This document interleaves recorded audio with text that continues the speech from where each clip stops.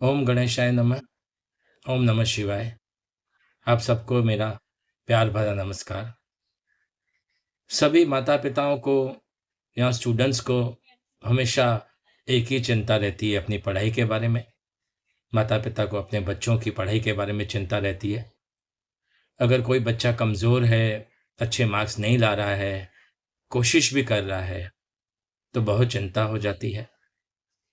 जो ज्योतिष में अगर हम इसको देखें तो ये माना जाता है कि ज्योतिष में अगर बुध ग्रह कहीं पीड़ित है, आपके बच्चे की जो जन्माक्षर है, जो लग्न कुंडली है, उसके अंदर अगर बुध कहीं पीड़ित है जन्म का, तो हो सकता है कि वो पढ़ाई में थोड़ा कमज़ोर हो या उसका कंसंट्रेशन नहीं रहता हो और थोड़ा रहे तो अच्छा करता है, थोड़ा बुरा करता है और ढंग से बैठता नहीं है पढ़ाई करने के लिए। तो इन सब के लिए एक उपाय मैं आपको बताने जा रहा हूँ। बहुत ही सरल उपाय है और इस उपाय करने से अवश्य आपके बच्चे में चेंजेस आएँगे और वो पढ़ाई में ज़्यादा कंसंट्रेशन करेगा। शुरू करने से पहले मैं आपसे एक निवेदन करूँगा कि अगर अब तक मेरा आपने चैनल सब्सक्राइब नहीं किया है, तो कृपया सब्सक्राइब कर दीजिए और बेल आइकन को ज़रूर दबाएँ तो आगे से इसी तरह की छोटी-छोटी टिप्स आपको मिलती रहे और जीवन के छोटे-मोटे प्रॉब्लम्स को आप हल कर सकें। धन्यवाद। तो सबसे पहले मैं ये बताना चाहूँगा कि बुध ग्रह को ठीक करने के लिए ऐसे तो बहुत सारे उपाय दिए गए हैं, लेकिन आज के दौर पे समय लोगों को कम है, इस वजह से आप क्या करें कि सबसे पहले कि अपने बच्चे को एक छोटा-सा मंत्र उसको सिखा दीजिए, ओम बुद्धाय नमः, ओम बुद्धाय नमः, ओम बुद्धाय नमः।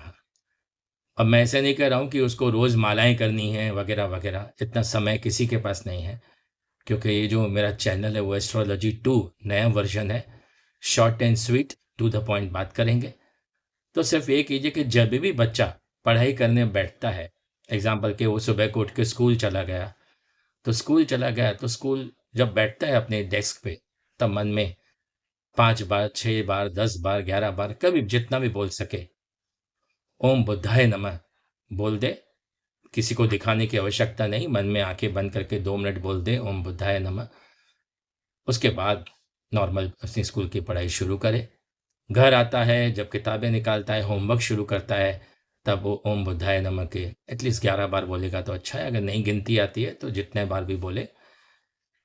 रात को बैठे होमवर्क करने, पढ़ाई करने, लर्निंग करने, यानी जब-जब वो उस एनवायरनमेंट में बैठता है जहाँ उसको किताबें की आवश्यकता पड़ती है और वो पढ़ाई करने बैठता ही है, चाहे अपनी माँ के साथ बैठे या ट्यूशन जाता हो, तो ट्यूशन में जब बैठे तब 5 मिनट जब वो बैठता है वहाँ पे, तो वहाँ उसको मन में बोले। बस इतना ही करना है और हो सके तो वो अगर वो गणपति की उपासना कर सके तो अच्छा है। उपासना का मतलब ये होता है कि सुबह को जब स्कूल जाता है तो गणपति जी को नमस्कार करे।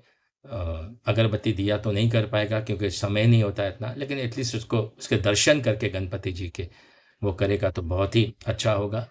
और उसके माता-पिता को मैं ये बताना चाहूँगा कि प्रत्यक्ष हर बुधवार, यानी प्रत्यक्ष तो नहीं लेकिन एटलीस्ट 1 बुधवार, जो भी कोई नया मंथ शुरू होता है तो उसका जो पहला बुधवार आता है, तो उस पहला बुधवार के अंदर आप क्या करें, एक हरी दाल ले लें और हरी दाल 100 ग्राम, 200 ग्राम, 250 ग्राम जैसा आपका समर्थ हो, वो ले लीजिए। अपने बच्चे का उस पे हाथ रख दीजिए और कहीं भी दान कर दीजिए, किसी गरीब को दे दीजिए, मंदिर में दे दीजिए। अगर ऐसा कुछ नहीं होता है तो लास्टली उसको भिगोई होगी तो ज़्यादा होगा, 1 दिन पहले भिगो दीजिए, पानी में उसको भिगो के रखिए और क्योंकि अगर आपको गाय को खिलानी है तो। अगर वैसे ही किसी को दान करनी है तो ड्राई चलेगी, लेकिन अगर आप बोलते हैं कि मुझे कहीं मंदिर नहीं जाना है, किसी को दान नहीं करना है, तो बेस्ट है कि आप 1 दिन पहले यानी मंगलवार को, पहला जो मंगलवार आएगा हर मंथ का, उस मंगलवार की रात को आप 200 ग्राम, 250 ग्राम जैसा समर्थ आप भिगो दीजिए और सुबह को उस बच्चा स्कूल जाता है तो उसका हाथ लगवा के भले ही उसको जाने दीजिए और आपको जैसे समय मिलता है, तो जाके गाय को खिला लीजिए और प्रार्थना कीजिए कि आपके बेटे की उन्नति हो, उसको विद्या प्राप्त हो और आगे वो बढ़े। धन्यवाद। Thank you very much.